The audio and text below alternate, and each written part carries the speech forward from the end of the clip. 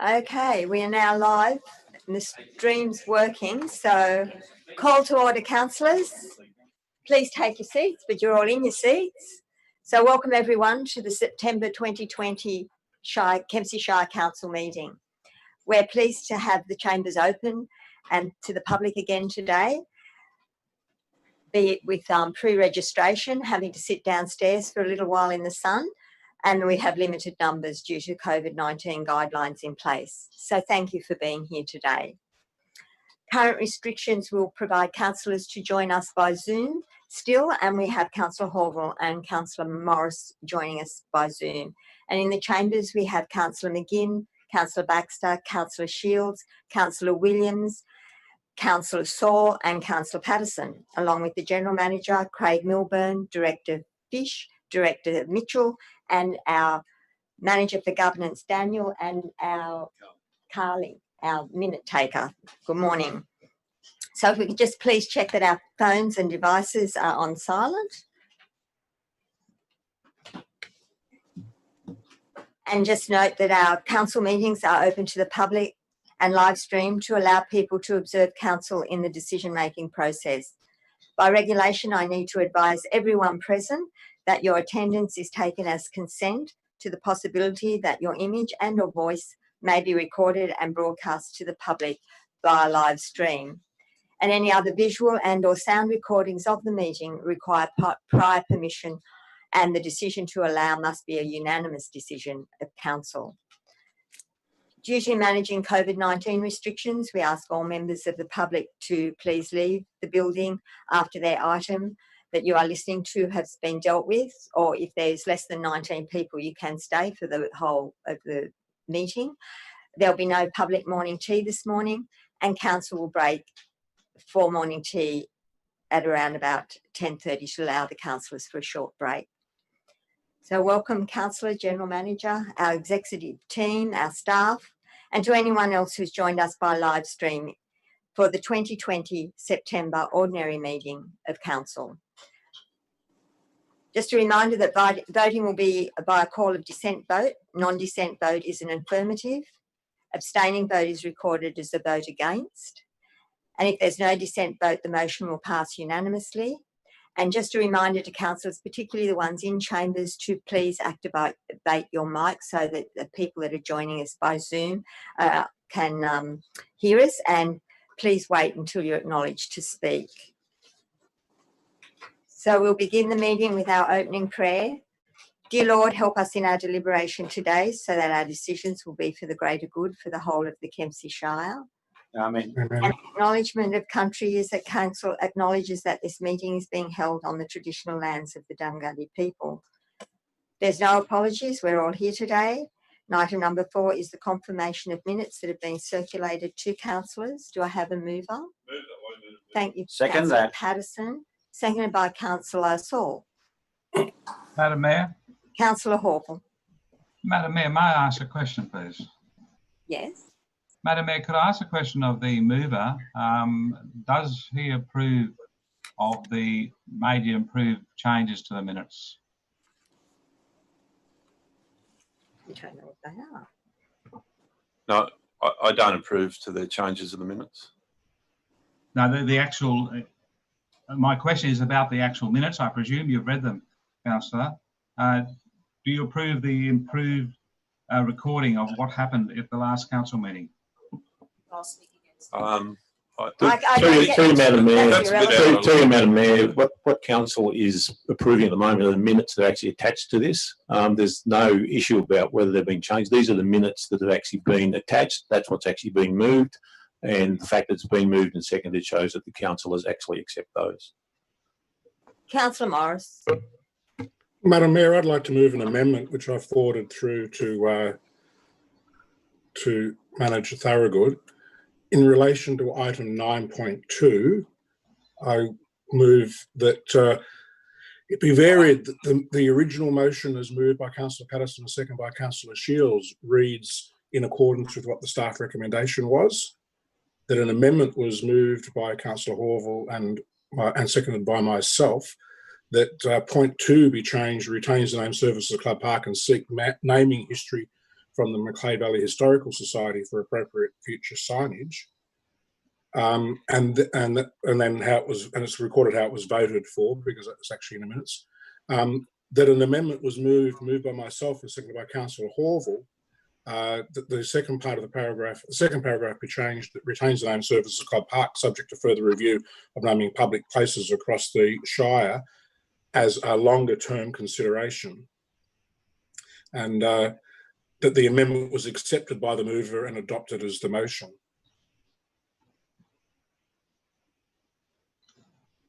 I'll second that.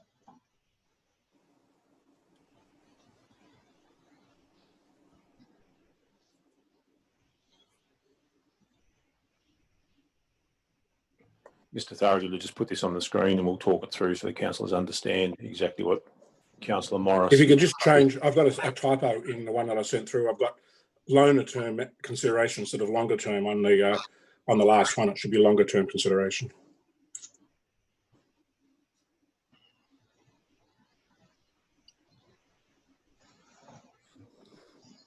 Councillors, the amendment proposed by Councillor Morris will appear on the screen momentarily.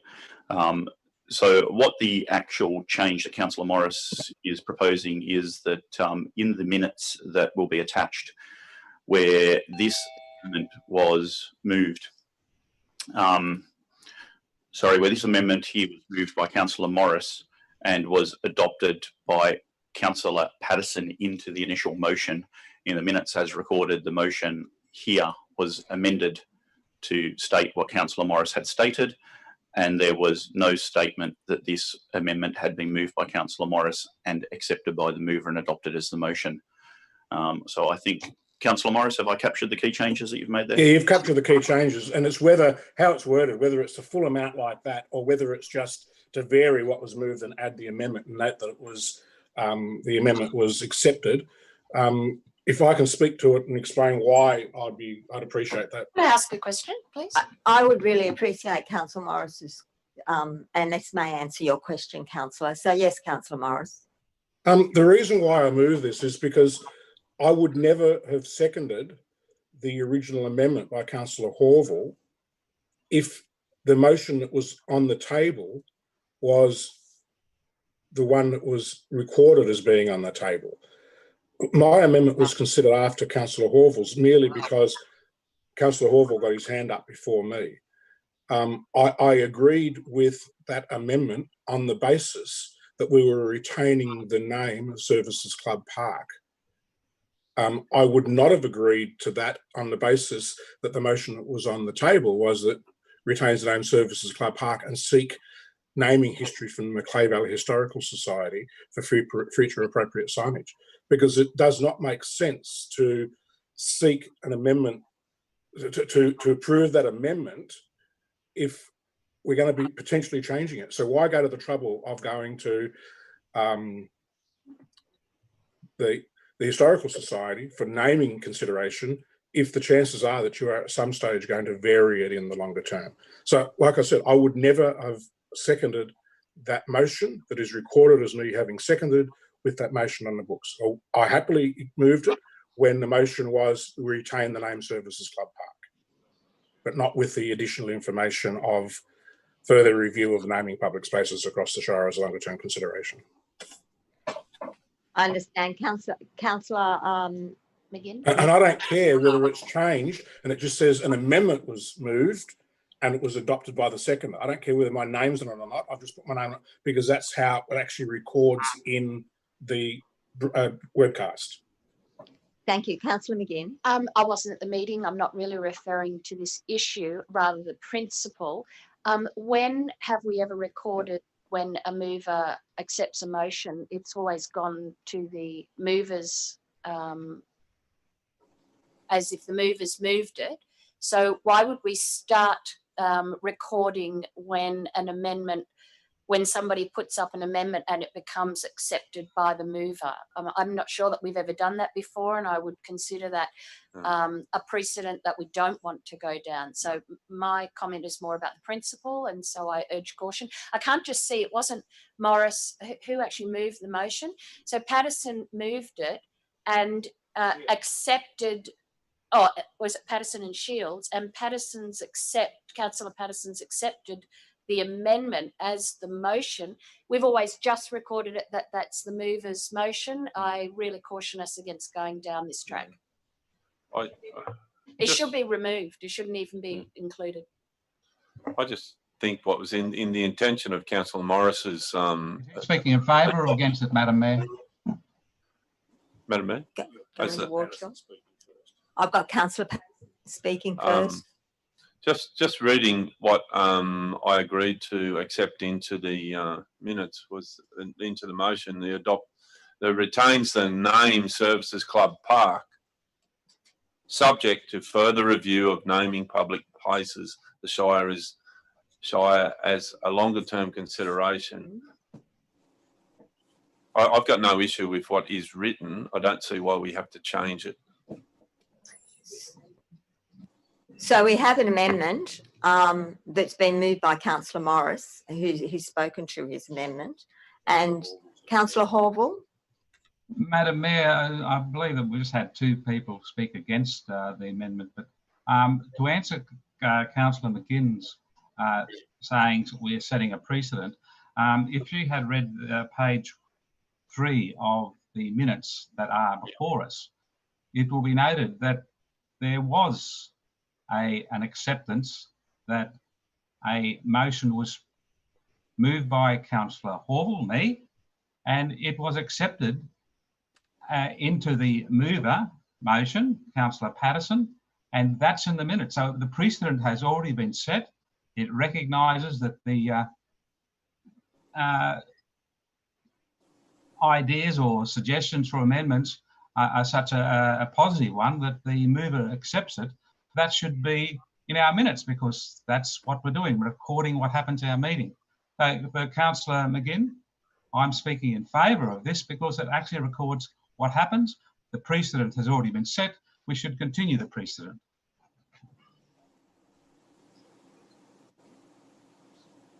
Do I have any other speakers? Just, So we have an amendment to the minutes. can I just? Are Oh, you I- speaking from- for or against, or are you I'm asking a question? speaking against, Madam Mayor. I've had 2 speakers against. I need a speaker for the amendment. I'm going to put the amendment. All in favour of the amendment?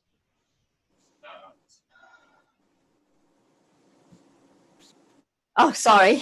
Any dissent to the amendment? Okay. So, Madam Mayor, we can't see the voting. just a moment. The General Manager's counting.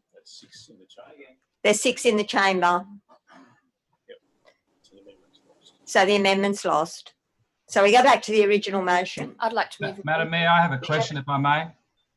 Yes, Councillor. We have Councillor McGinn first. Her light was on. I might need a bit of help here from this minute secretary, Manager Thorogood, but I would actually like to move an amendment that bit that we were just talking about is actually removed from the minutes. We have never in the past recorded when someone has Point of order, Madam Mayor. discussion. Point of order, Madam Mayor. Why is it a point of order? And your point of order is? That Councillor McGinn has just misinformed the meeting because it's in the minutes of the meeting we're considering right now that the precedent has been set.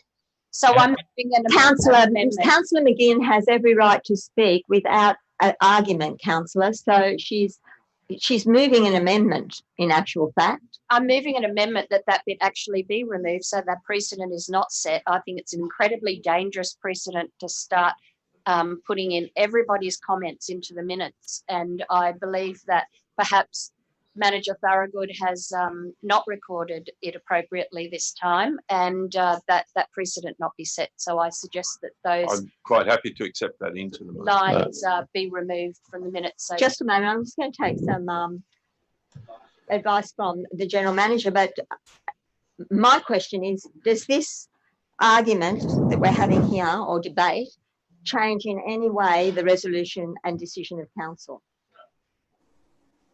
Through you, Madam Mayor, no, it doesn't. Just in relation to the section we're talking about, which is right at the top of page 3 of the minutes, and it was moved in relation to the meeting 2 meetings ago, and then was adopted at the last meeting. Given that it was actually adopted at the last meeting, to put that into the minutes, council would actually have to do a rescission motion to rescind that decision in relation to that section of the minutes.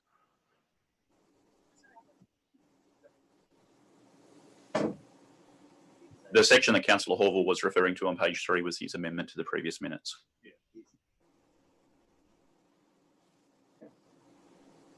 And which all councillors have read, because they would have read the minutes before they came to the meeting. And that's what we need to receive that. If we're going to do it, let's do it. Ask a question, please. Just to be clear, I was specifically referring to the amendment actually of the point that we've just discussed prior to this, not this bit, the bit about amending Councillor Morris's amending a motion that had been put, the mover accepting the amendment. We do not need that precedent in our minute taking. Well, it's not there because it's actually, that amendment was lost. So it's actually not in there. So now you're voting on the minutes as per what is in the document. What's actually, that's what you're actually now is before council, unless there's another amendment. Okay. Point of order, Madam Mayor. We've got an amendment. Your point of order is? That motion was carried, Madam Mayor. That amendment was carried. It was not defeated. That's actually in the minutes. It was carried on the casting vote of the mayor. We're not talking about that one, Councillor Horville. Councillor Big, we've got a mover of an amendment. Have we got a seconder? Oh, we're back to the minutes, in actual fact. We're back to the minutes. Councillor Shields, you've got your light on. Thank you, Madam Mayor. Can I ask a question of Manager Thorogood? We've had a different minute taker for the last, I think it's 3 meetings, is that correct? And we've been training different people, increasing the capacity within our governance team. Is it possible that at times some would accept something like what Councillor Horville is speaking about, other minute takers may not, and could we give them some leeway? Through you, Madam Mayor, Daniel actually takes the minutes. We're actually training the staff up. So the minutes are still actually done by Daniel, signed off by Mr. Mitchell and myself. So there is consistency with that. I think there's, if I can just explain a couple of things here. The piece that I believe Councillor Horville is referring to was changing the section of the minutes that related to the acknowledgement of country in the previous council meeting. And that was in there. That is totally different to what Councillor Morris was proposing, which we have discussed previously at council about acknowledging people who move an amendment that is then taken into the main part of it. They're 2 totally different things. So what council has before it at the moment are the minutes of the last meeting, which included the acceptance of the change to the acknowledgement of country from the meeting before that. That's what you're dealing with at the moment. Councillor Morris's amendment was lost. So you actually have the original motion that was moved by Councillor Patterson to adopt the minutes as they are written. Can I suggest, councillors, this happens every single month for the last, and it doesn't matter what it is, there's something comes up. Can I suggest that we maybe add a point that we have a workshop on the minutes of the council so that we can all be very clear, so that this a debate come up every single meeting. Didn't hear Would you last night, Madam Mayor. I would accept that into my motion. Thank you. But I'm quite disappointed that this didn't come out last night in our discussion. Councillor, just a moment. Councillor Morris has had his hand up for quite some time. Councillor Morris. Madam Mayor, I accept what has been decided, that when an amendment is made and adopted by the mover, that it goes into the motion. And I haven't objected to those for months and months. The only reason why I'm objecting to this and this occasion is because it portrays that I seconded a motion or an amendment, sorry, that I would never have seconded given what is recorded above it.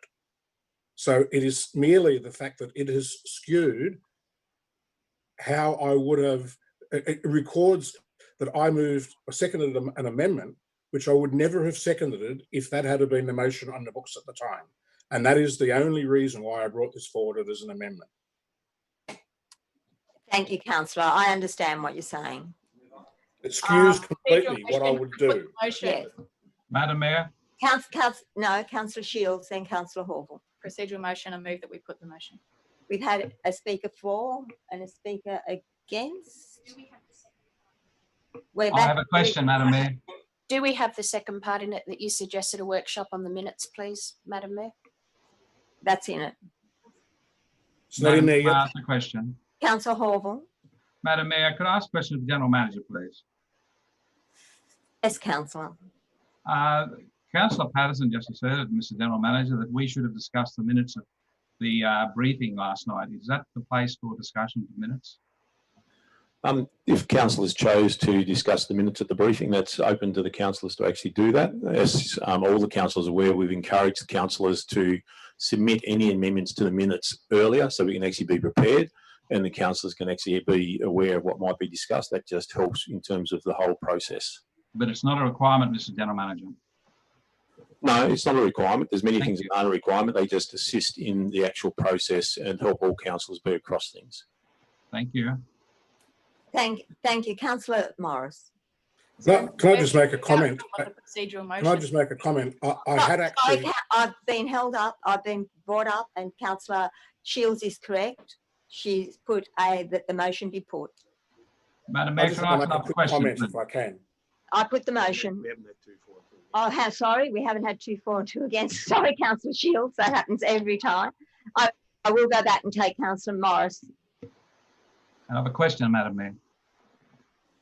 Councillor Madam Mayor, I did actually discuss this with Manager Thorogood, explained what I would be putting up well and truly within the time period, but pointed out that there would not be anything formal put in because it is a suggested amendment that I know the staff would not have adopted. It would have to be considered by the councillors. Therefore, I brought it up today. I didn't bring it up earlier with the staff because it's the type of amendment that the staff would not normally adopt as a decision of the council. Thank you, councillor. Is there any speaker for or against? Where are we up to? Councillor Horval. I have a question, Madam Mayor, to the General Manager, if I may.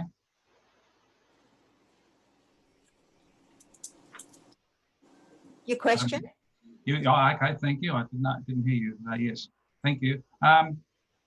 In the actual minutes, Mr. General Manager, there was an accepted resolution that we put in the fact that there was an error in advice given to the Mayor about my right to speak to my urgency motion.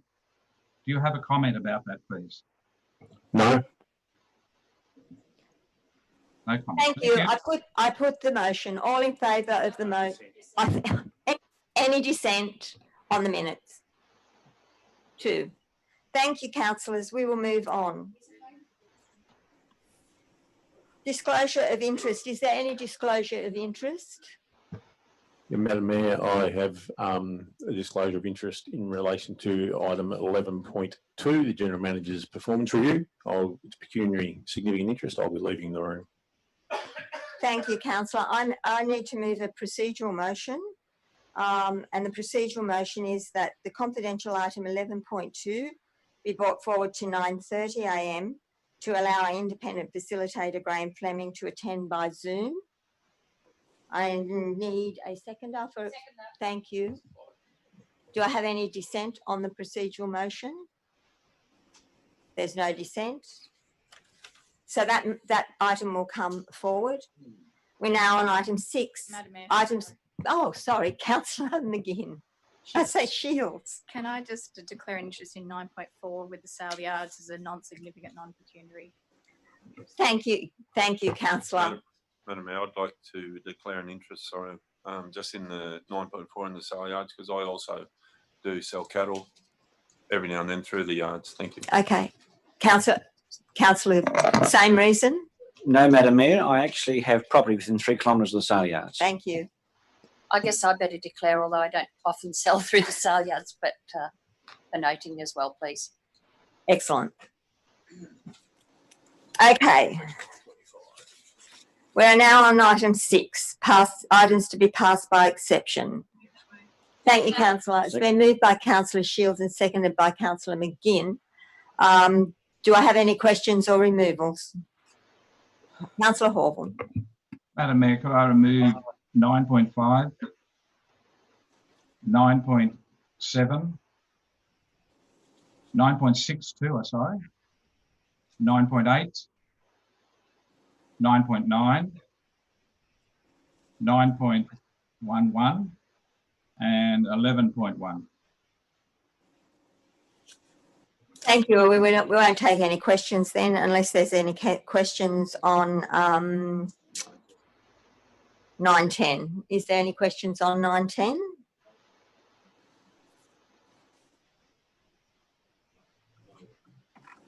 Any dissent? That's being passed. We won't go on to the mayoral minute because we will need to have Graham Fleming join us by Zoom, and it'll take a few minutes for everyone to vacate the chambers. And so we'll be taking forward the item 9.11, I think it is. We need a motion to move into confidential. Thank you, Councillor Saul. It's been seconded by Councillor Patterson. Any dissent to move into confidential? There's no dissent. Thank you.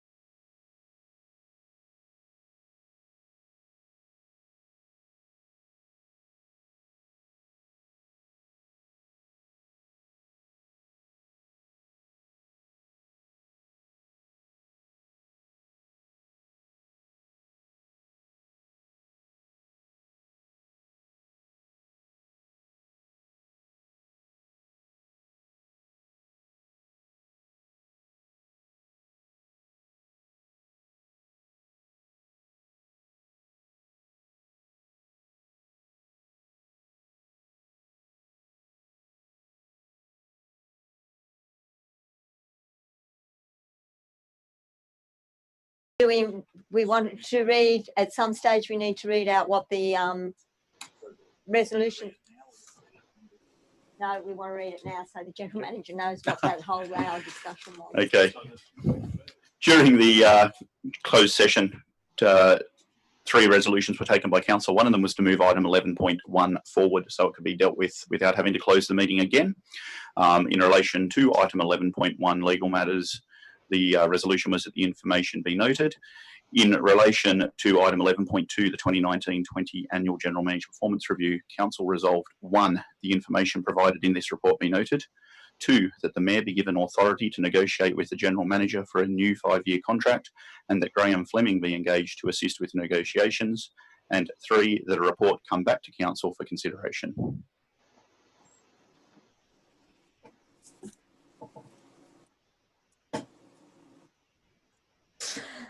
Okay, we're going to now adjourn the meeting for morning tea.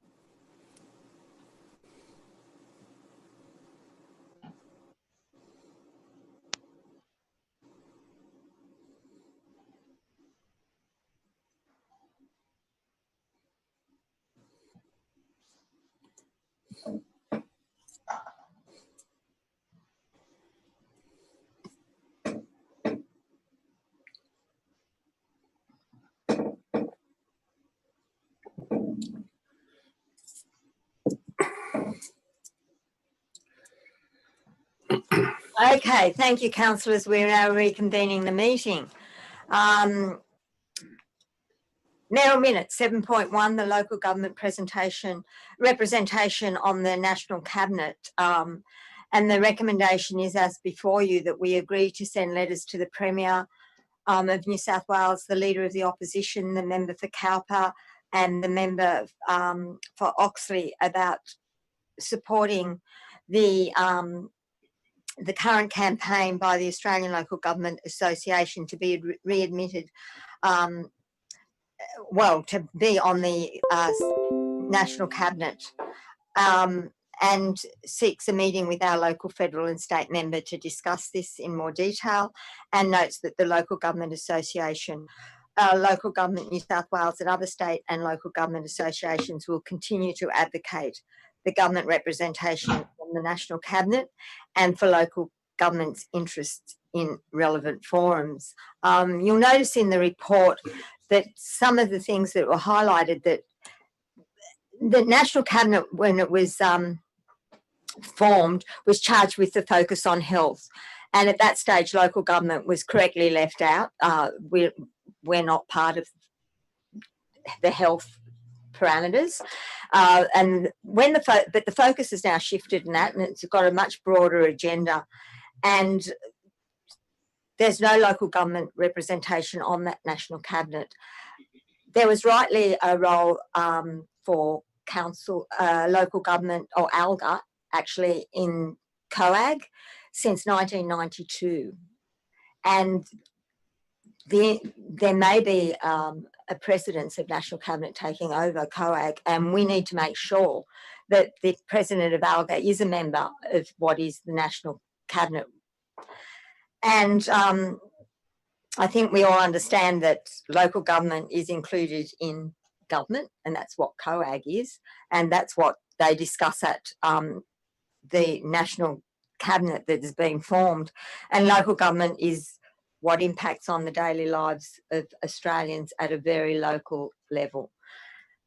The National Cabinet focuses on recovery, and that requires local government. That's where the National Cabinet's moved to. It's now talking about recovery and where we go from COVID-19 now.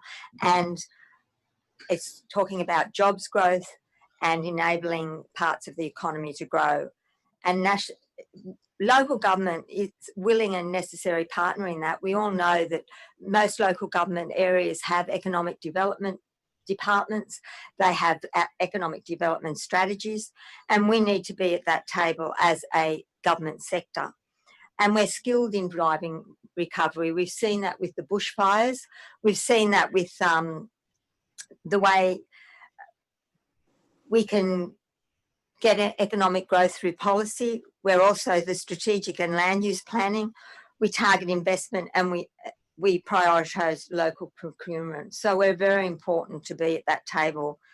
And I think now, particularly where the National Cabinet is sitting, it needs a concentrated, a coordinated and a complementary effort on behalf of the three levels of government working together. And Australians expect their three levels of government to work together, and they need evidence of that. And by supporting this recommendation, that we support the campaign of the Australian Local Government Association and the Local Government New South Wales, we can move forward and do some lobbying on our Shire's behalf. I have a question from Councillor Morris and from Councillor Hawthorne. Just a comment, Madam Mayor. Can we correct the spelling of the given name of the Leader of the Opposition, which you've spelt as J-O-D-Y when it's J-O-D-I? It definitely is J-O-D-I, you're correct. Absolutely we can. And should we also, or would it be worthwhile considering forwarding the letter or sending a letter to some other parliamentarians, being the Prime Minister, the Leader of the Opposition at the federal level, the Minister for Local Government, the Shadow Minister for Local Government in New South Wales, and the Minister for Local Government in federal? Madam Mayor, that was in an amendment I was going to move, in fact, with Councillor Morris. I'm happy to incorporate those. I've just taken the ones that were in the, I've actually expanded on the ones that were in the recommendation from the ALGA, but happy to incorporate those. Madam Mayor, could you see my amendment and see whether you think that's the way to go? I forwarded it to Manager Thorogood.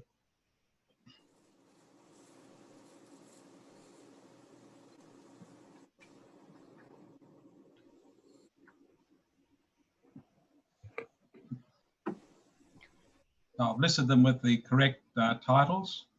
The Honourable Scott Morrison, Honourable Anthony Albanese, Honourable Mark Colton, Honourable Gladys Berejiklian, Honourable J.D. Mackay, the Honourable Shelley Hancock, and Mr. Pat Conahan, because he's a first-term member of Parliament. He doesn't become Honourable yet. And the Honourable Melinda Pavey. Which is the ones that we just said that I'd incorporate. Yes, and then I've gone on. I've made a few other minor changes, Madam Mayor. I'd say that, but you've got the highlight Kempsey Shire Council's overwhelmingly disappointment with local government is not represented. I wouldn't be happy with that terminology or putting that in the recommendation. Well, it's over. We're not on it. We're making, at this, originally, I think that it was probably okay for when it was just to do with health. 6, which is the second part's exactly the same. I need a seconder for the amendment. I'll second it, or Leo can. Yeah. I'll move it, Madam Mayor. And I've written at the bottom such a meeting in point 2, Madam Mayor, to include the General Manager, Mayor and 2 elected councillors. They could be elected today. It certainly gives strength to our position of going to our state or federal members. And I'll also put in there, send letters of support to ALGA and Local Government New South Wales for the continued action to support local government on this issue. And point 5, any response received be made available to councillors on receipt. So there's only one other one there, the shadow ministers for local government in federal and state. I don't know whether we need to send them as well, but that's my motion, and I hope people will see that there's some changes there and a bit of strengthening. We should be disappointed that we're no longer represented, but I think the fact that we've been on the COAG since '92, ALGA's been there representing us, and now all of a sudden we've been wiped. I would suggest that it is overwhelming disappointment to us and to local government across Australia that we're no longer relevant, and that's why I put the word overwhelming in there, Madam Mayor. I hope you could think that is overwhelming, and I would just suggest that it's pretty straightforward, with my amendment actually outlining the correct way to acknowledge each of the people we're sending letters to or emails, and hopefully we'll get responses. But putting it out there to the decider of the National Cabinet, and that decider is the Prime Minister. He's the one that's making all the decisions on who's on National Cabinet, and we've got to make sure that he's included. I would ask my fellow councillors to consider the amendment and do I have support it. Any dissent? Any speakers against? Okay. Any dissent on the amendment? The amendment's been lost. Could we have a result on who voted, Madam Mayor, please? Sorry? I couldn't see who voted because of the screen. General Manager. The 7 councillors in the chamber voted against it. Thank you, Madam Mayor, and thank you, Mr. General Manager. Any dissent on the recommendation on the Madam mayor? Mayor, were you changing any of your recommendation to us? I incorporated into it the suggestion of Councillor Morris. So point 1 of mine, Madam Mayor, would that be correct? Yes, that's what I incorporated into it. Spelling Jody Mackay's name correctly. And any dissent on the recommendation? No, there's no dissent. That's been passed. Thank you, councillors. We now go on to item number 9.1, the election of the Deputy Mayor. Madam Mayor, I'll move with a slight change.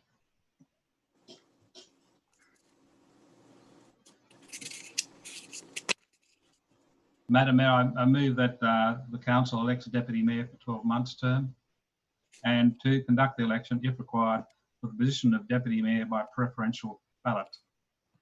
Do I have a seconder? It's been seconded by Councillor Morris. Do you wish to speak? Yes, Madam Mayor, thank you. Once Oh, again, sorry, there's amendment. Yes, Councillor McGinn, your amendment. My amendment. Madam Mayor, I need to speak first before an amendment is moved. We just need to hear the amendment, what it is. My amendment is to go back to the recommendation as originally printed in Thank the you. papers, so that's by open voting. No. Councillor Hall, you may speak. I then I'll need a seconder for your amendment. Thank you, Councillor. Councillor Hall. Thank you, Madam Mayor. Now, I've said this before, preferential voting is something that I'm in favour of. It's actually the basis of core of Australian democracy. In a lot of states in the United States and other countries, it's first past the post. It's people, as I said before, in the United Kingdom can get elected with 20% of the vote because they've got more votes than the other 20 people who stood. Preferential voting is a strong and careful way of getting the majority decision. That's why we have it in all our local government elections, state government elections and federal government elections. And it should be here in our council elections, including the vote for the Deputy Mayor. We should be adopting the enduring idea that your vote is a secret and yours an individual, and preferential voting does that because it's in secret. You decide who you're going to vote for, who you're going to give your second vote, who you give your third to. So it's democracy in action. And so I'm hoping that the recommendation that I put up will be shown. It's not there at the moment. That we adopt the election by preferential ballot, Madam Mayor. Thank you very much, and I would hope you would carefully consider the motion. Thank you, Councillor Horval. Do I have any speakers against? You now need to consider the amendment, Madam Mayor. Oh, we have an amendment. We do. Thank you, Councillor McGinn. Madam Mayor, I would like to move the amendment that, if required, regarding the, let me start again. I would like to move the amendment that we elect a Deputy Mayor for 12-month term, and point 2, that the election, if required, for the position of Deputy Mayor is by open voting. Do I have I had a seconder, Councillor Patterson. Okay, do you wish to speak? No speak. Do I have a speaker against? I have a question, Madam Mayor. Yes, Councillor. The General Manager is returning officer, I presume. Could he report on who's been nominated, please? We'll get to that when we've done this, when I hand it over to him. Okay. Is there any dissent on the amendment? There's one. That's Councillor Horval. So the amendment becomes the motion. Any dissent on the motion? The motion's been carried. Councillor Horval's dissented on the motion. So that's been carried. I'll now hand this over to the General Manager to conduct the election of Deputy Mayor. Thank you, Madam Mayor. We have 3 nominations for the position of Deputy Mayor, being in order that they will receive Councillor Patterson, Councillor Morris and Councillor Horval. We'll conduct the election by show of hands as resolved by Council. Mr. General Manager or Returning Officer, I'll withdraw my nomination, please. Okay. So it's noted that that has been withdrawn.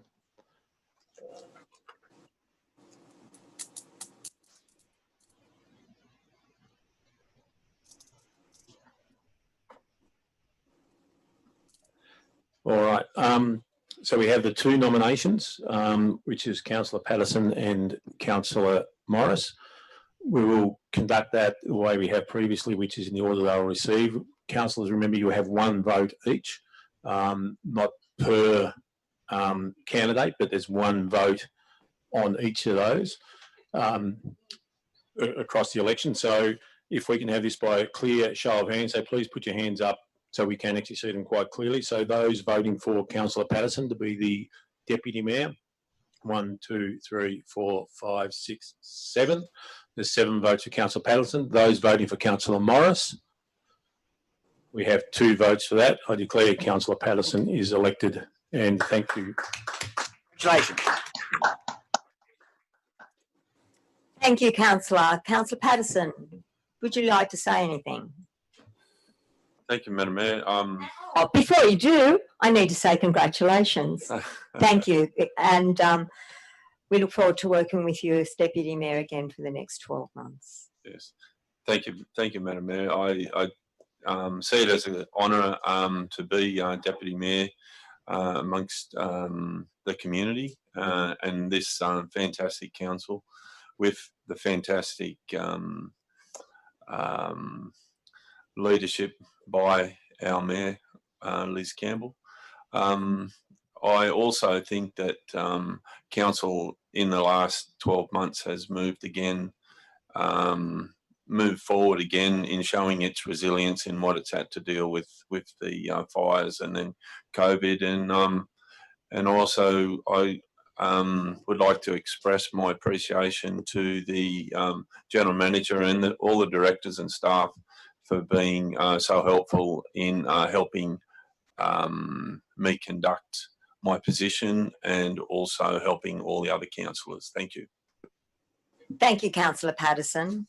So we'll now move on, thank you, to 9.2, the future MACLEAY Growth and Character Local Strategy Planning Statement. There is a recommendation on the, I'll move that way, Madam Mayor. Thank you, Councillor McGinn. It's been seconded by Councillor Patterson. Do you wish to speak to it? I will. I'll be very brief. You'll be very brief, thank you. And then Councillor Horval has his hand up. Thank you. We'll just wait for Councillor McGinn. The Your Future MACLEAY Growth and Character Local Strategic Planning Statement has received extensive community consultation. It's been out on exhibition, and actually we've had significant input from many agencies and the public via the Your Say MACLEAY.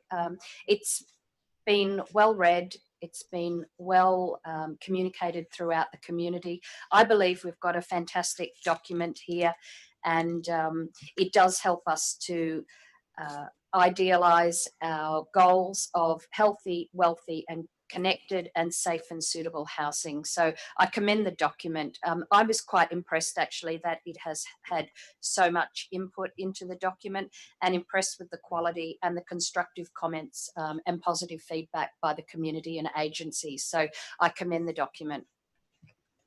Thank you, Councillor McGinn. Councillor Horval.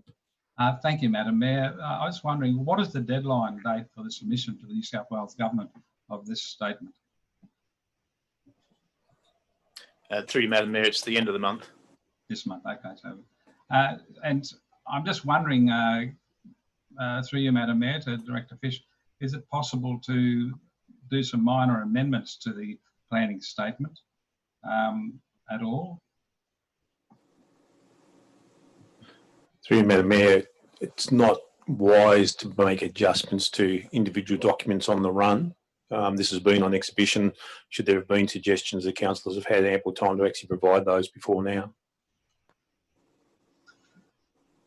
Yeah, well, Mr. General Manager, I've only just seen the responses from all those different government organisations, and quite a few of them had recommendations which they suggested should be included, including a whole lot of them put things up. So I was wondering whether that will be re-examined further down the track, I presume, Mr. General Manager, and they could be incorporated in a future document? That's correct. Thank you. There was no consultation with the New South Wales Police Force. Is there any particular reason why they weren't asked? It's through Mr. Yeah, through you, Madam Mayor. We actually consulted with Department of Planning, Industry and Environment in terms of which agencies needed to be consulted with this document, and the list that we engaged with was based on their advice. But we can, in future versions, we can certainly look at agencies outside of that if required. And my final question is that we consulted with, we've got public submissions on the USA MACLEAY website, and there were 22 pages of those. Those members of our community who've got the internet connection would be able to comment and make submissions. Was there any sort or possible way of reaching out to those people who don't have computers to seek their submissions? Yeah, through you, Madam Mayor. There's a variety of mechanisms that we use for the community engagement phase for this document. Just, I guess, briefly in summary, there was public notification of it, and obviously the Your Say MACLEAY site, as you've referred to, Councillor Horville.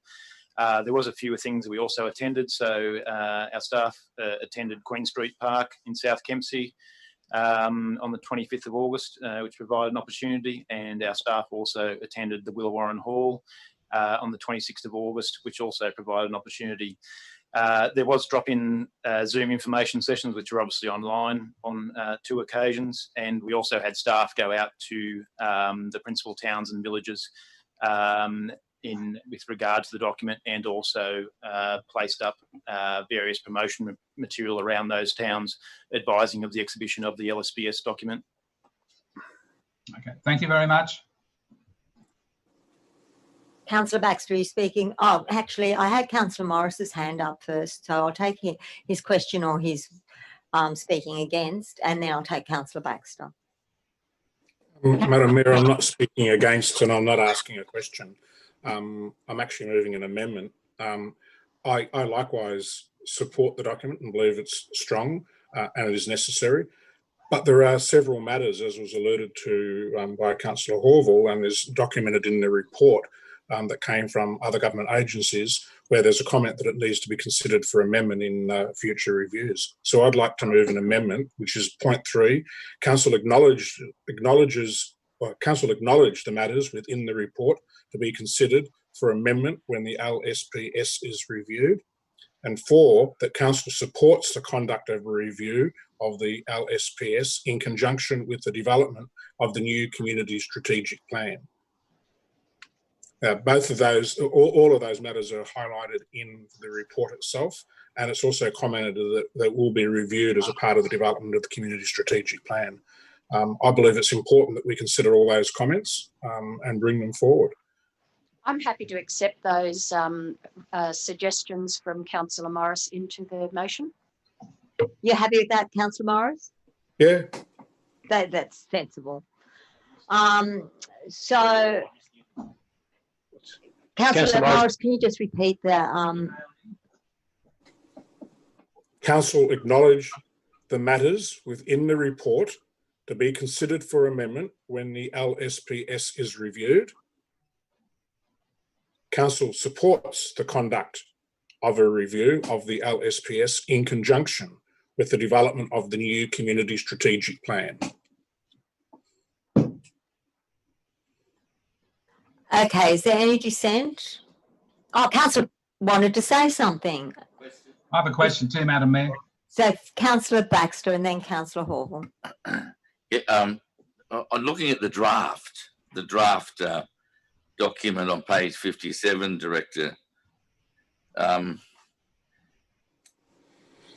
These are wonderful documents. This gives so much ownership to the people of the valley.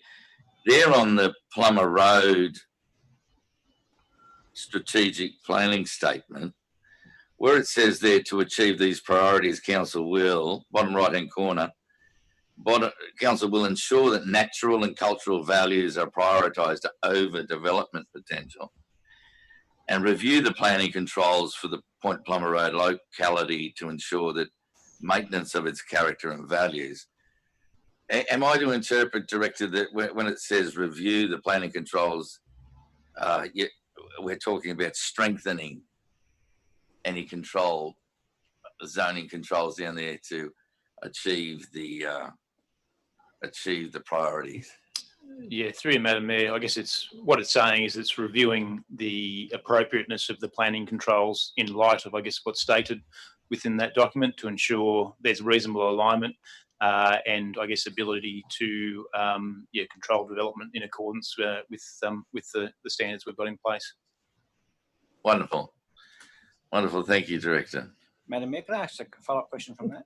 Councillor Hall first, then Councillor Saul. Thank you, Madam Mayor. Just referring to the body of the report on page 19 at the top, if I may. Department of Primary Industries Northern Region put in talk about the timeframes for implementation of actions in the LSP are described as short-term 2 years, medium-term 3 to 5 years, long-term 10+ years. And an ongoing council may need to address the 5 to 10 year timeframe in reviewing the LSPS to avoid any confusion regarding the delivery of actions in that period. So my question is why, the answer is we can't complicate things, but why couldn't you change the medium term to 3 to 10 years? Wouldn't that be a logical consequence of that advice from the DPI North? Mr. Fish? Yeah, through you, Madam Mayor, I guess I'd be more guided by, I guess, the description in terms of being short, medium and long term. And in terms of the indicative times that they'd be considered, I wouldn't place a huge amount of emphasis on the years mentioned there. Just particularly look at the short, medium and long. It might be something we can look at in the future version to, I guess, clear up that anomaly that exists there. Thank you very much. This seemed like a very simple change. Councillor Saul. Thank you, Madam Mayor. Madam Mayor, on the point that Councillor Baxter made and others, in the document it said in some parts we were saying no to development in some areas. Are we sterilising future planning by doing such? Are we being a bit presumptuous, or is this, I'm a bit concerned about that wording. Yeah, through you, Madam Mayor. Generally, I guess where that is stated, there's merit around, I guess, circumstances that would suggest that it might relate to, for example, flooding levels, biodiversity, or other environmental matters. So they've been taken into account in those statements, and also the feedback that's been received from the community and the agencies through the development of the document. Okay. Any dissent on the recommendation?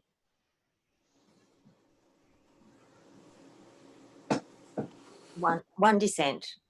That's Councillor Saul.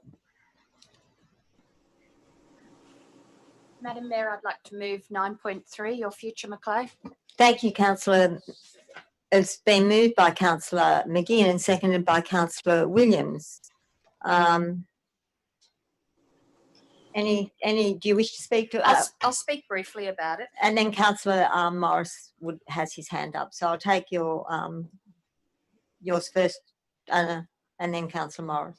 The Your Future Places and Spaces Community Infrastructure Strategy refers to buildings and spaces owned by Kempsey Shire Council, which provide services and activities to meet the community's social needs and support our community's health and well-being. There is a need, we do recognise in this document, to do more things for young people to do, as well as needing to design for all capabilities.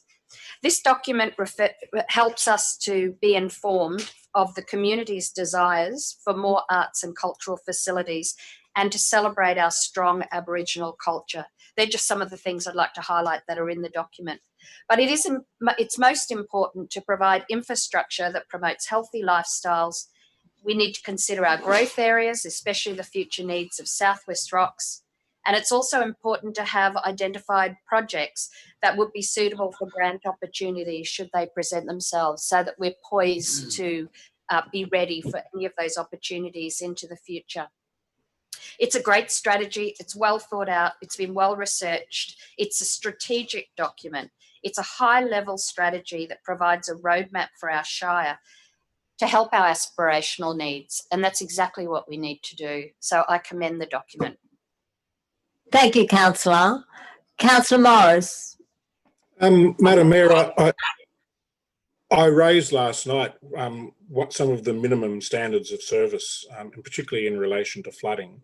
I just would like to ask a couple of questions and then possibly pose a small amendment. The question is, are those desired standards of service, are they mandated from another organisation or from state government particularly, or federal government, or are they things that council has decided to adopt and endorse within the document? Yeah, through you, Madam Mayor. They largely would be via, I guess, industry standards for the relevant criteria there, and advice received from council's consultant, and obviously discussion with council staff as well. Just because, as I expressed last night, and it was suggested that the service standards should be considered as aspirational. I don't consider minimum levels of development or service standards as being an aspirational component. Yes, the aspiration should be in developing the facilities that we need for the community. And we really should, if we're going to be developing something that doesn't meet our minimum levels of development, we should be considering why we are doing that, or what mitigating factors should be implemented. So I'd like to move an amendment, and that is a point 3, and that is, prior to the upgrade of any facilities that do not meet the minimum levels of development, facility provision and activity opportunities as outlined in the indicative desired standard of service, that a report be presented to council for consideration, outlining the deficiencies and any mitigating factors to be implemented. I believe if we're going to be going against what we adopt as a service standard, we should have a documented reason as to why we're doing that, or we should vary those service standards to at least more closely accommodate a large proportion of our facilities. The playing fields at Crescent Head are flood prone.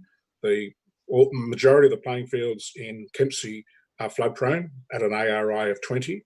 Smithtown and Gladstone are the same. So we either need to acknowledge that in the report, or we need to separately consider every one of those prior to agreeing or funding an upgrade to those facilities that don't comply with the minimum standards. And we should be outlining what the mitigating factors are, which might be that we move the building, like the netball facility, the building there has to be moved when we get a certain flood warning level. But we should be documenting and being aware of that, and knowing that as we are moving forward. Councillor Morris, can you just repeat that? Daniel didn't get all of that when you... Have we got it? It's only relevant if I've got a seconder anyway, but... Yeah, there's also a need for a seconder. I'll second it, Madam Mayor. Prior to the upgrade of any facilities that do not meet the minimum levels of development, facility provision and activity opportunities as outlined in the indicative... You're right? Yep. Yes. As outlined in the indicative desired standards of service, that a report... Go again. Yes. Keep going. To council for consideration, outlining the deficiencies and any mitigating factors to be implemented. Thank you. Thank you, Councillor. That's not to say that we can't do it, but I'm saying that we should at least consider the impact of those deficiencies and whether we need to introduce mitigating factors to improve or to better control the issues that are at hand in not meeting those minimum levels of service. It might be that it's acceptable to the community. It might mean that we need to provide some additional flood protection or some additional hardening of the building, or something to that effect. Can I just get a comment from the Director Fish? Yeah, thanks, Madam Mayor. Councillors, just in light of the discussion last night and just a bit of further information on this particular matter, Council obviously doesn't have any formalised guidance material in place. Sorry, we can hardly hear you. Sorry. I'll start again, Councillor Hall. Thank you. Yes, just in light of the discussion last night, just some further information in terms of some of the content that's within the strategy. The council currently doesn't have any, I guess, formalised guidance materials to guide planning and delivery of open space. And what's within the document certainly provides some initial guidance, and I think it's well understood that we wouldn't be able to comply with that at all locations, given a lot of our towns are obviously within floodplain areas in particular. I would like to just highlight on page 17 of the document, there is an action listed there which states that confirm and implement an open space framework, and underneath that it says confirm and implement a desired standards of service framework to ensure an equitable and consistent delivery of open space across the Shire. And it says further guidance is provided in the tools and frameworks chapter. So what that's basically stating as a short-term action is to actually look at the desired standards of service and obviously ensure their fitness for purpose and I guess suitability for our Shire. So there is an action to look at those in the short term. And on top of that, on page 24, it further reinforces that particular action.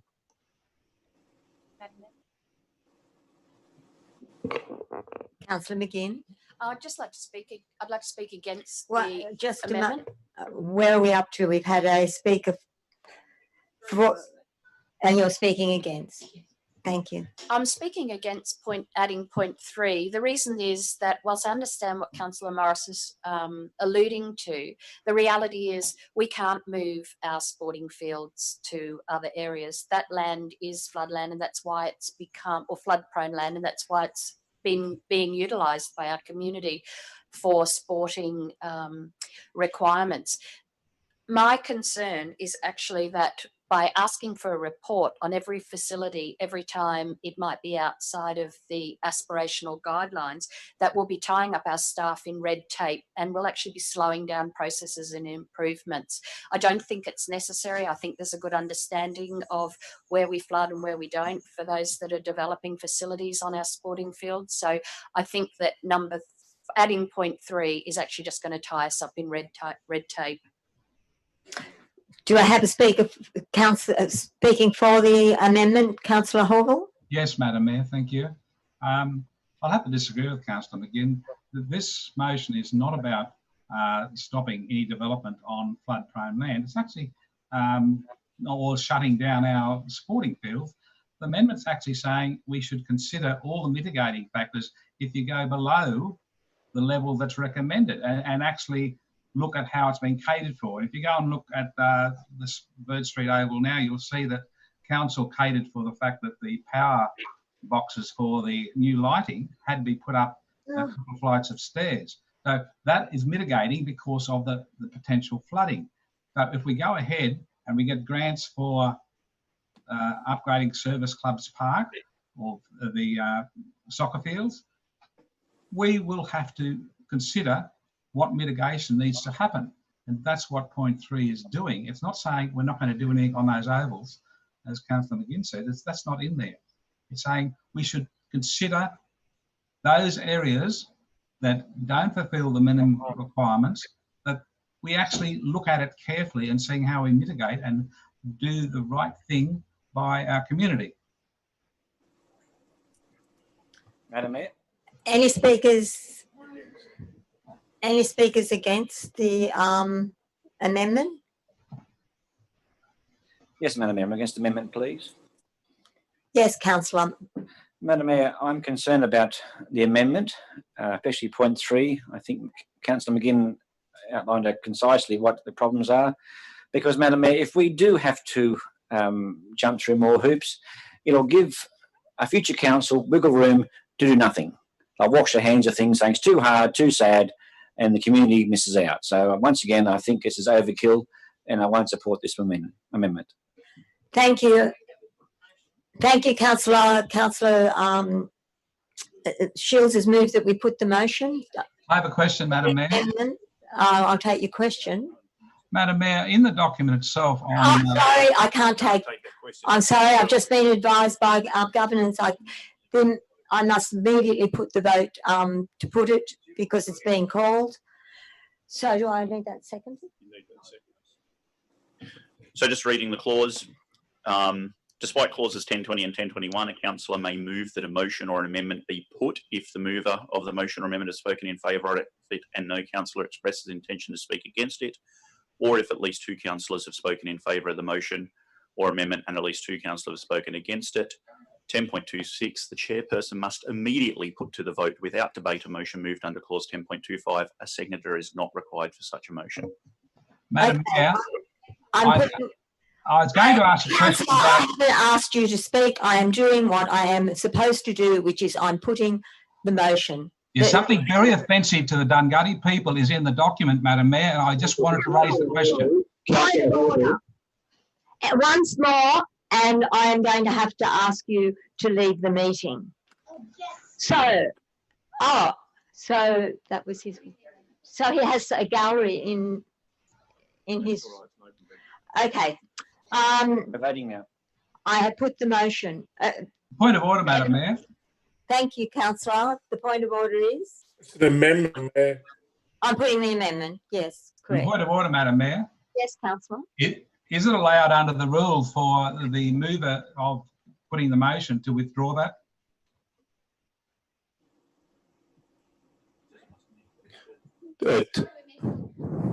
Through you, Madam Mayor, the rules are pretty clear, as Mr. Thorogood read out.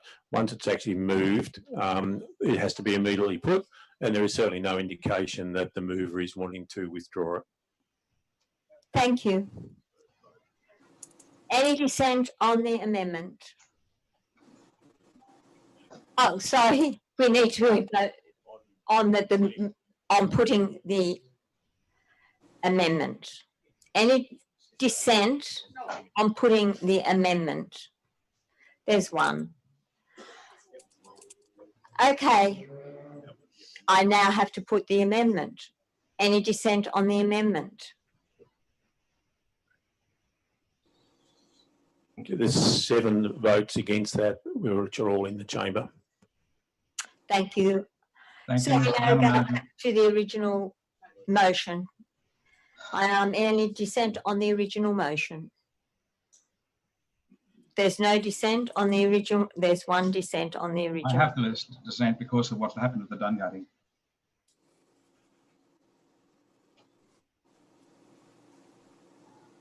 Thank you, councillors. We now move on to 9.4, which Move is... that way, Madam Mayor. Thank you, councillor Saul. That's been moved by councillor Saul. Is there a seconder? Thank you, councillor Patterson. Do you wish to speak, councillor Saul? Just very briefly. Oh, you can speak first, and then I'll take councillor Morris. Thank you, Madam Mayor. Wish to speak in favour of the motion. I think this is a tremendous way forward for the SALEYARDS. It allows interest to be declared, and I think the community is supportive. So once again, I commend this to be passed. Thank you, councillor. Councillor Morris. Madam Mayor, I'd just like to discuss point 4. I am in favour of the motion, or the thrust of the motion, just that I'd like some clarification and possibly changes to clause 4. Clause 4 reads that under all operating models, Kempsey Regional SALEYARDS will remain available as a stock refuge at no cost to Kempsey LJ residents during a declared Section 4 emergency event. Section 44 is declared under the Rural Fires Act. I can't quite imagine how Kempsey Shire Council would have a Section 44 fire emergency declared in the time of a flood.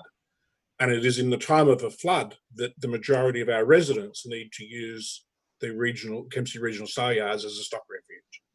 So I would like to see that one changed to read basically as it is, at no cost to Kempsey LGA residents, when advice from the appropriate emergency service organisation is to move livestock in preparation for a pending emergency. With floods, we have a natural disaster declaration, which normally comes sometime after the flood, and councillors had an opportunity to assess the financial damage from the flood.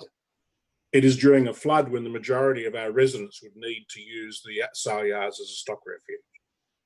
Madam Mayor, I'm happy to attend to that. That's fine. Yeah, that was very, very well picked up. And the mover is happy to accept that, That's Councillor Morris. very good Thank you. intent. Madam Mayor? Councillor Horval, you speaking against? No, I would like to move an amendment, Madam Mayor. And the amendment is? I forwarded to Manager Thorogood. It would add a 0.5 to what's already there and say from the body of the report, this is from the body of the report that came with this, recognises Kempsey Shire Council's long-term diligence in provision of the Kempsey Regional SALEYARDS as a service to local farmers, the Shire's economy and industry. A full stop after industry, I think I missed it. That's my amendment, and it just recognises what's in the body of the report.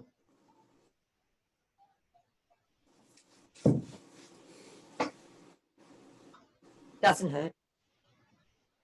Madam Mayor, I don't think it's necessary, actually. How's it a service? In hindsight, I think I'll take that in. You're accepting it, Councillor Saul? Yes, Mr. Hall. Madam Mayor, Thank you very much. I speak against it. Yeah.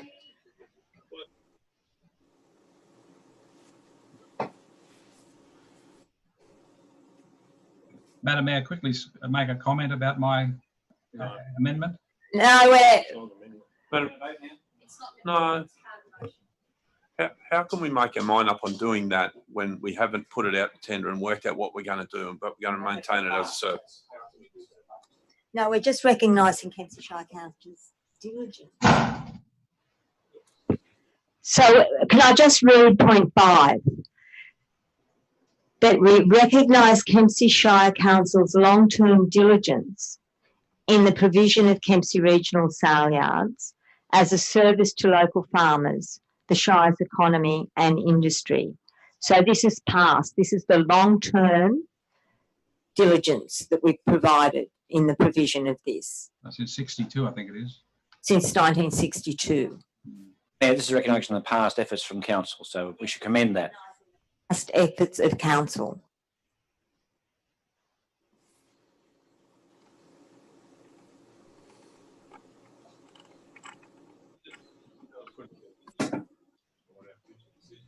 No, it won't. Okay. Any dissent on the recommendation as it stands? No dissent. It's been passed unanimously. Thank you, councillors. I'd like to move 9.5. Thank you, councillor. Second, Madam Mayor. So it's been moved by councillor Baxter. Thank you, councillor Baxter, and seconded by councillor Morris. You'd like to speak to your recommendation? Yes, I would, Madam Chair. I'd like to recommend this to all the councillors. I'm so happy that this Calup land release is finally happening. Not only will it address the excessive amount of holiday houses at Crescent Head, causing a lack of affordable housing, it also prevents Crescent Head turning into a retirement village.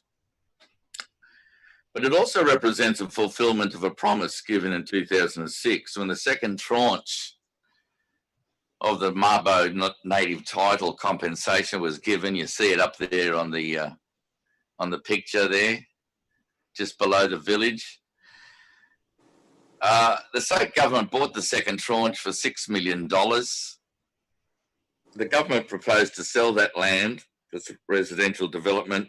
This would require a beautiful forest be clear felled.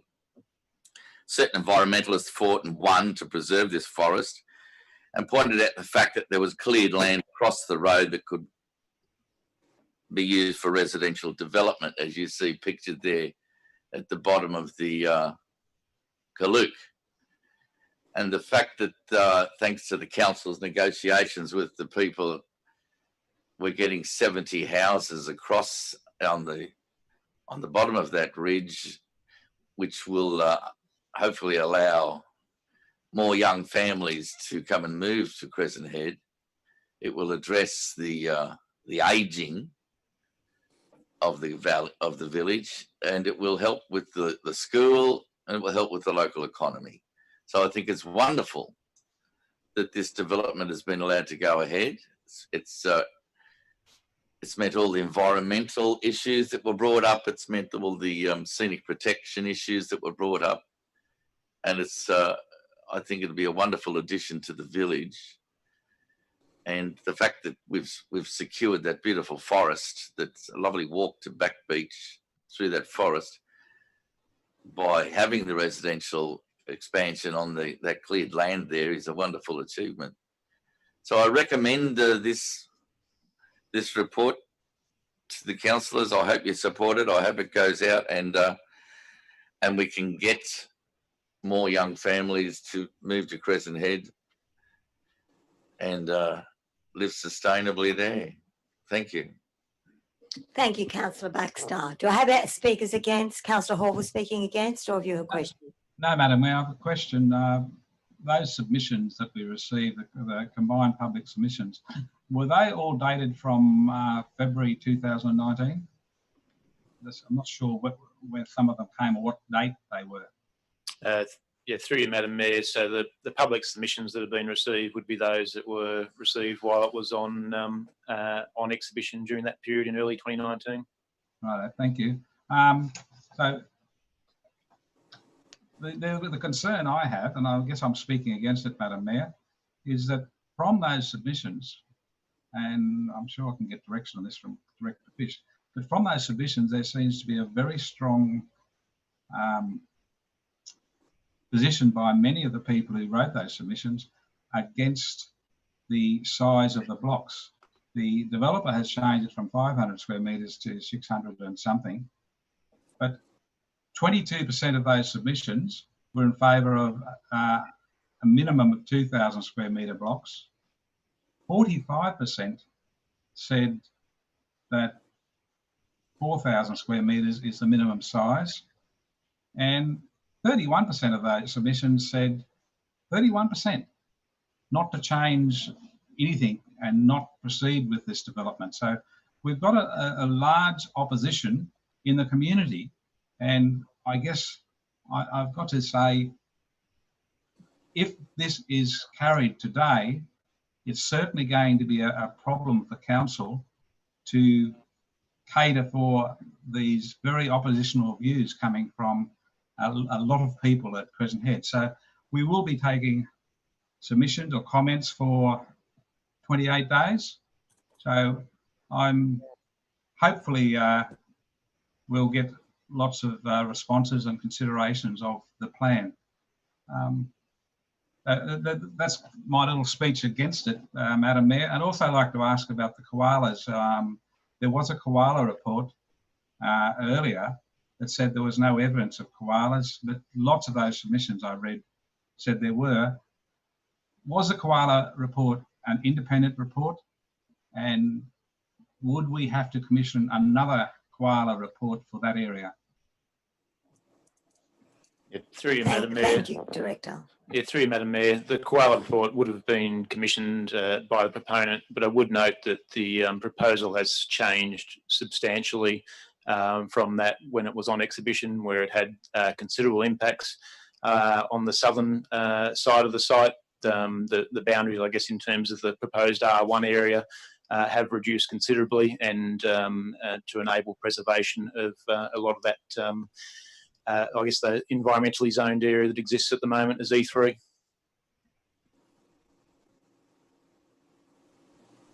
Thank you. Councillor Morris. Madam Mayor, I'd just like to speak very strongly in favour of this proposal. We've got a developer that's listened to community concerns. They've addressed the majority of those concerns. Yes, that still might not fully comply with some of the comments that were made, but the community now has the opportunity with the adoption of this to have another look at it for 28 days and come back. I would be very hopeful that the community will recognise the considerable effort that's been made by the developer to provide an appropriate development. I see this as being a really good potential development that will provide considerable housing potential at what is a reasonable sized block. They're a 650 square metre block. They're not big, but they're definitely above what you normally get in industry standards now. Go down and look at Thrumster or Sovereign Hills and they're all 500 square metres. It's not going to be your minimum small block. It's going to provide the potential for normal residential development in an area that badly needs additional residential development potential. I just hope that we don't get too many negative comments and it sails through quite quickly in time to meet the 13th of December deadline for the gateway determination. Hear, hear. You just got hear from the chambers, Councillor Morris. Thank you. Madam Mayor, I'd like to move an amendment. The amendment? Yes, it's to help better inform councillors, Madam Mayor. So point 5 added to what's there. Also, Madam Mayor, I don't believe we need better informing. If we've read the document, we are. you haven't listened, Madam Councillor McGinn. I haven't finished. Councillor Horrible, you haven't been called to speak. I haven't put the amendment yet, Madam Mayor. Can you just calm down? I was trying to read it to you and got interrupted by a point of order. And I need to take the point of order. That's what you do. You do that to all the councillors. When you have a point of order, you just call it out. So, Councillor McGinn, I need to take what your point of order is, and then I can either uphold it or not. Well, I believe that Councillor Horval was trying to put councillors in a position that they weren't well informed. I won't uphold it, but I get your drift. Okay, thank you, Councillor Horval. You may continue with your amendment. Thank you, Madam Mayor. It's up on the screen now. Thank you, Councillor Manager Thorogood. It's point 5. All submissions be forwarded to councillors for their consideration 2 weeks before the relevant council meeting. And it's pretty straightforward. Do I have a seconder? I would like to ask a question first, Madam Mayor. Yes, Councillor Morris. Does that need to be a resolution of council, or can that routinely happen? That if we get a lot of submissions, somewhere in the order of, it was 415 pages last time, it would be beneficial if councillors could look at that earlier rather than getting it 1 week before with a large pile of other documents, so that they can reasonably be read. The council staff will have them. They will have done their summary. They'll have prepared the report. No submissions should be available for the councillors to view earlier on, which could streamline the process of the matter going through. Yeah, through you, Madam Mayor, we do endeavour, and we have in the past done that. We can't always guarantee it, but where we can, we try and get those out early, particularly when there is a large volume. So under this circumstance, if there's a large volume, there would be an attempt to do that? Absolutely, yeah. So there is no need for it to actually be in the resolution. Thank you. So you haven't seconded it? No, I said I was asking a question first, Madam Mayor. Okay, this lapsed due to seconder. Okay, any dissent on the motion? No dissent, it's been carried. Thank you, councillors.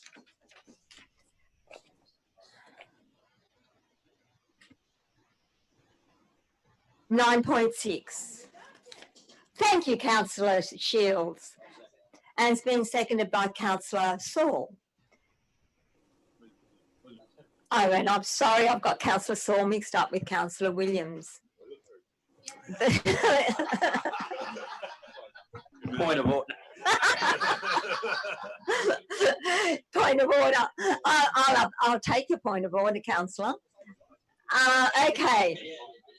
All right, we have the Back Creek foreshore and open space. Councillor Shields, do you wish to speak to it? Just to thank the staff so far. The community have really put their views forward for many, many years, saying that they'd like to see Back Creek improved.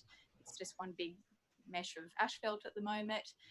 Really positive results so far from the toilets. The community absolutely loving having those facilities, and we look forward to this next stage being completed. Thank you. Thank you. Do I have any speakers against the recommendation? Another question, Madam Mayor. Thank you, Councillor Horval. Your question is? I'm just getting it. I'm having a difficulty with my iPad, Madam Mayor. I'm sorry to delay you and the meeting. Why is it jumping like that? I don't understand.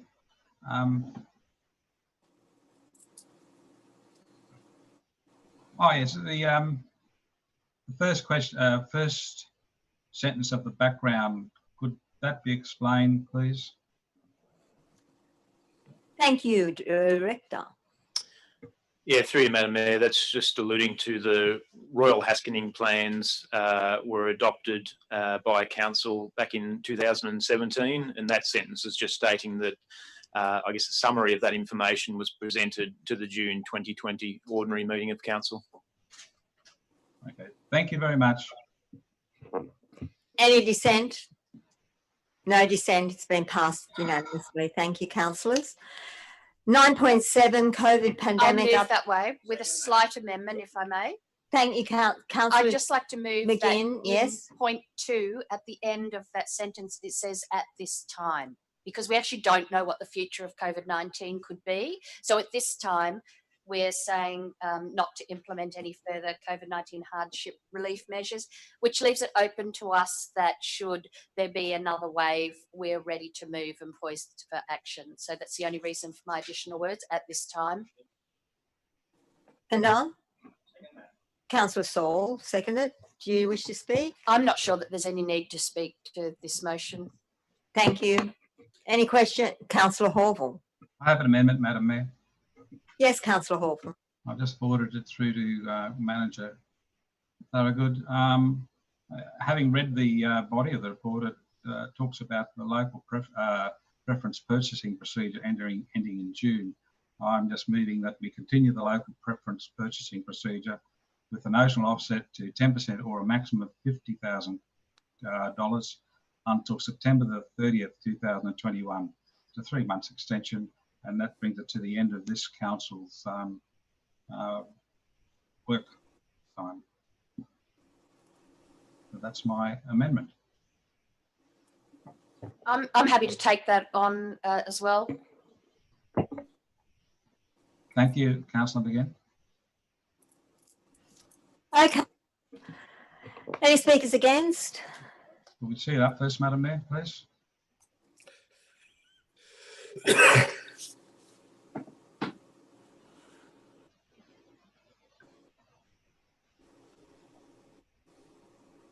Oh yeah, that's a good one. Yeah, that's good.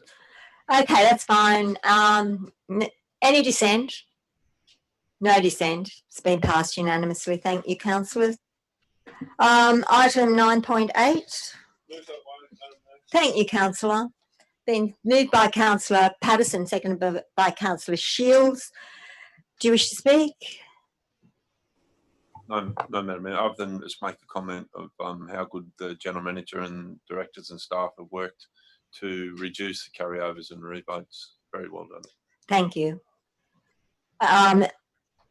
Any speakers against the recommendation? Okay.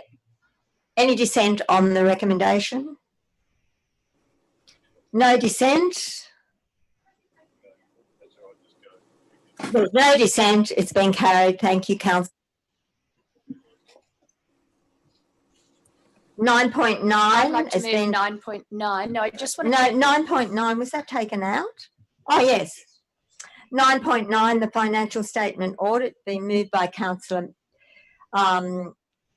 McGinn and seconded by Councillor Shields. So there were some word changes from last night.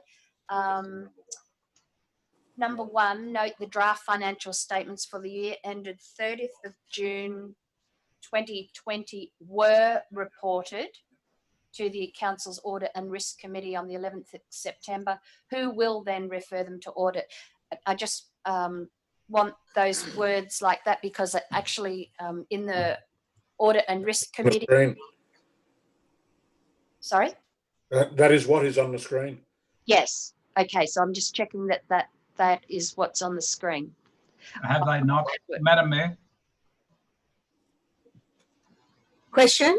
Yeah, Madam Mayor, has the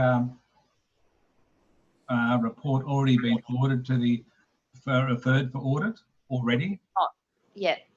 So we did see them at the Audit and Risk Committee last Friday. Yep. They are still in draft. There's still some works being completed, some notes, and there will be some financial outcomes. So we weren't ready to give them to audit yet. So you will refer, and that's what you're saying. Thank you very much. No speakers against. Any dissent on the recommendation? There's no dissent on the recommendation. It's been carried. Thank you, councillors. 911. 911s. And that is the notice of motion for local government conference, which there is a recommendation that we consider, that we support the attached motion for submission for possible debate. Do I have a mover? Councillor Horval, you're moving it? Yes, Madam Mayor, thank you. Just a moment, do I have a seconder? It's been seconded by Councillor Morris. Yes, councillor. Madam Mayor, I've moved it, I've attached the attachment is a slight change, because I've also forwarded to everyone at this time the adapted motion, because I've adapted it to the pro forma that was put up by Local Government New South Wales, and it does say we have to have the contact details of the relevant council officer. And I've also changed the motion title to COVID-19 action utilising universal postal voting. And in light of what Councillor McGinn said earlier, when we were discussing this, I've slightly reworded the motion wording so it talks about the safety of electors. So has that been put up? No, it hasn't. So I've sent it to everyone if you want to read it. The motion reads, the Local Government New South Wales advocates to the state government to permit the usage of universal postal voting for local government elections by the State Electoral Commission and councils, if the safety of electors is at risk due to the possible ongoing COVID-19 pandemic. So it's reflecting what Councillor McGinn was saying when we discussed this earlier, that we have a safety issue because of COVID. Well, then the state government should be able to permit the usage of universal postal voting. And of course, the state government has to allow or permit. They don't run elections. It's either the State Electoral Commission, and some councils run their own. So that's why I put State Electoral Commission and councils in the motion. And the other part of the change was in the background, it says in the pro forma only maximum of 2 paragraphs. The one that was put up was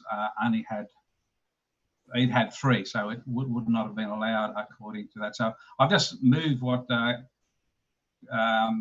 General Manager had in that 3rd paragraph into the 2nd paragraph, which is just the last sentence. Other jurisdictions in Australia have successfully used universal postal voting for local government elections. So the only minor changes, but I suggest that it's pretty straightforward. We put up this and leave it to the Local Government New South Wales Conference to decide whether they want to support or not support it, but at least it's an option for them to vote on. So we've got a recommendation, it's been moved and seconded. Do I have any speakers against the motion? So do I have any speakers against? Any dissent? Okay. Any dissent on the recommendation? Madam Mayor, the recommendation is the changed one. It's not, because you've still got the changed one. That the council support the attached motion, or that the council supports the varied motion. If it's the attached motion, it's one in the business paper. If it's the varied one, or adapted motion, I put. Or as varied by Councillor Horval. Councillor Horval moved the amended motion, I thought. Yeah, I thought that was the original We'd be motion. attaching the motion as put forward by Councillor Horval this morning. Yeah. I just wanted to make sure that the wording was there, because when I looked at it, it wasn't. It's the original motion there, but it has been upgraded now. Okay, so we have this motion. So is there any dissent on the motion? Sorry, that's Councillor Patterson, Baxter and McGinn. So it's been carried. Thank you, Council.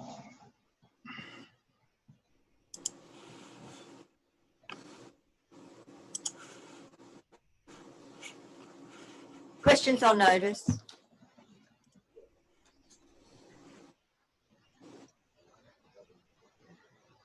I'll start with Councillor Saul. Councillor Williams. Councillor Patterson. Thank you, Madam Mayor. I've 3 questions. Thank you. What is Council's policy on removal of burnt out or abandoned cars when registered and unregistered?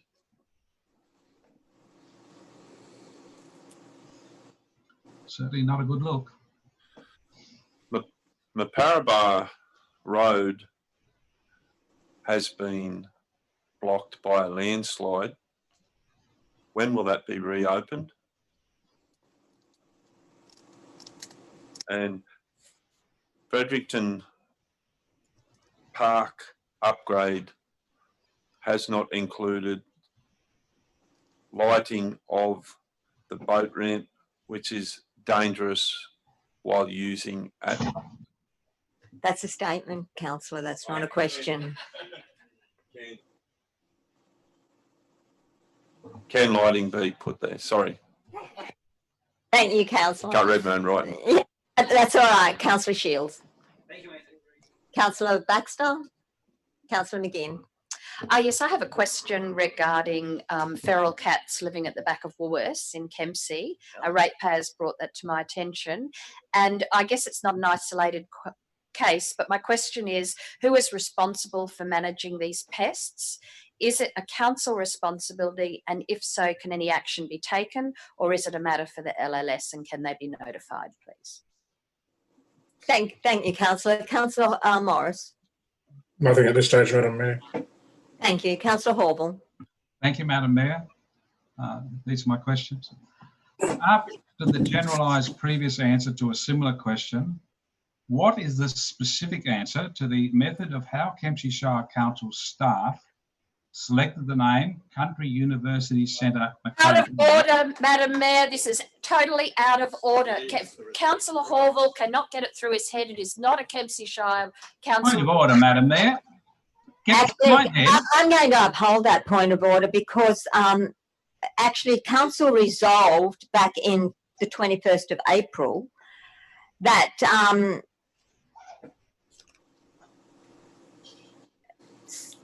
there was terminology around, that for the rest of this council term, no recommendation or further discussion or amendment to be taken regarding any documents that use the colloquial term Macleay Valley or similar to be replaced with Kempsey Shire. The colloquial term Macleay Valley is well known by locals as referring to the Kempsey Shire Council local government area. And Councillor Horval, no matter how many times you ask the question, you will get the same answer. So it's a question, Madam Mayor. Question, Councillor. Next question, Councillor. I'm going to Councillor Horval, point of order. Yep. I'll move the You have no respect for the chair. You have no respect for me as a person. I will not take it any longer. I have taken it for the last 3 years. I've taken it. Thank you, I have told you to go to the next question. Thank you, Councillor Horval. Madam Mayor, I move dissent on your ruling about my question. You can move that dissent, Councillor. What you just read out, Madam Mayor, and I'd like you to look at it again, it does not say that no further questions can be asked.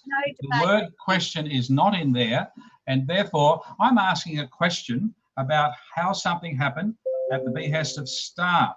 So I'm asking the question about how staff came to a decision on a name, and it's nothing to do with the resolution from April, which you just read out, because the word question is not in there. I'm asking a question. I'm an emergency motion. Put that in that resolution, Madam Mayor. The word question. We've just had an emergency motion. And that's showing no respect to me, Madam Mayor. Councillor Horval. Okay. And I'm you finished speaking? Oh, no, your 5 minutes is not up. No, thank you, Madam Mayor. I'm just wondering whether my fellow councillors realise that at this moment we are broadcasting to the community of Kempsey Shire.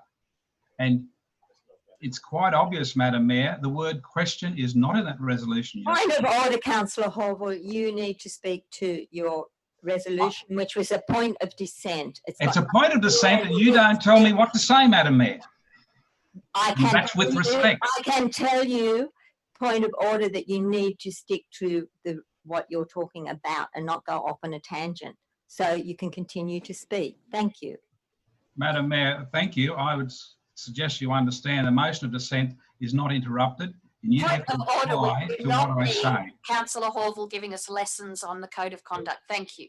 Code of meeting practice, Madam Mayor. Thank you, Councillor Horval.